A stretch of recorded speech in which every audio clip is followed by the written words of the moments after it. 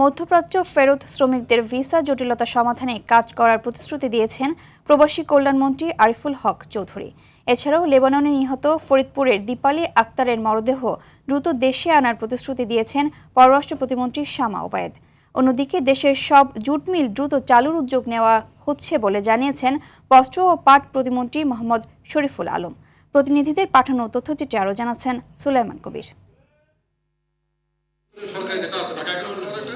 রোববার দুপুরে সিলেট জেলা প্রশাসকের কার্যালয়ে মাসিক আইন শৃঙ্খলা বিষয়ক মতবিনিময় সভায় অংশ নেন শ্রম, কর্মসংস্থান ও প্রবাসী কল্যাণ মন্ত্রী আরিফুল হক চৌধুরী। পরে সাংবাদিকদের এক প্রশ্নের জবাবে মন্ত্রী বলেন, মধ্যপ্রাচ্য থেকে ফেরত আসা শ্রমিকদের ভিসা সংক্রান্ত সকল জটিলতা সমাধানে কাজ করবে সরকার। পাশাপাশি মালয়েশিয়ার সঙ্গে শ্রমবাজার উন্নত করতেও কাজ চলছে বলে জানান তিনি। যারা এখানে ফিরে আসছে তারা আবার যাওয়ার জন্য তাদের ভিসা সংক্রান্ত কোনো সমস্যা তাহলে আমরা সেটাকে সমাধান, আমরা বিভিন্ন ধরনের ভিসা মেয়াদ শেষে ভিসা এক্সটেনশন করার বিভিন্ন দেশের সঙ্গে কূটনৈতিক আলোচনার মাধ্যমে আমরা ভিসা এক্সটেনশন করতেছি। বিকেলে ফরিদপুরের নগরকান্দায় এক মতবিনিময় সভা শেষে পররাষ্ট্র প্রতিমন্ত্রী শামা ওবায়েদ ইসলাম বলেন, লেবাননে নিহত দীপালি আক্তারের মরদেহ দেশে আনতে কাজ চলছে। তার পরিবারের সাথে আমাদের পররাষ্ট্র মন্ত্রণালয় থেকে যোগাযোগ করা হয়েছে, কথা বলেছে।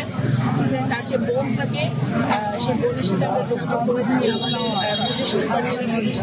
জেলা প্রশাসক নীলফামারী ও দিনাজপুরের বিভিন্ন টেক্সটাইল মিল পরিদর্শনে যান বস্ত্র ও পাট প্রতিমন্ত্রী মোহাম্মদ শরীফুল আলম। এ সময় পাটে সোনালী যুগ ফিরিয়ে আনতে সরকার কাজ করছে বলে জানান তিনি।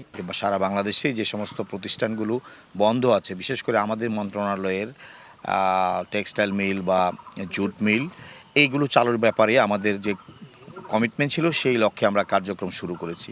দুপুরে নারায়ণগঞ্জের রূপগঞ্জে এক সেমিনারে অংশ নিয়ে প্রান্তিক পর্যায়ে শিক্ষা ব্যবস্থার উন্নয়নে শিক্ষকদের কার্যকর ভূমিকা রাখার আহ্বান জানান প্রাথমিক ও গণশিক্ষা প্রতিমন্ত্রী ববি হাজ্জাজ।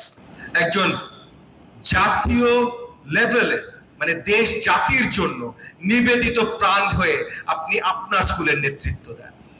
সেই নেতৃত্ব দায়ভার যখন আপনি নেবেন, সেটার দায়িত্ব যখন আপনি সঠিকভাবে নেবেন, সেটার জন্য আমাদের কাছে চাইবেন, তখন আমরা শিক্ষা ব্যবস্থাটাকে এগিয়ে নিয়ে যাব। এদিকে যশোরের শার্শায় প্রধানমন্ত্রী তারেক রহমানের সফর ঘিরে প্রস্তুতির খোঁজ খবর নিয়েছেন বিদ্যুৎ, জ্বালানি ও খনিজ সম্পদ প্রতিমন্ত্রী অনিন্দ্য ইসলাম অমিত।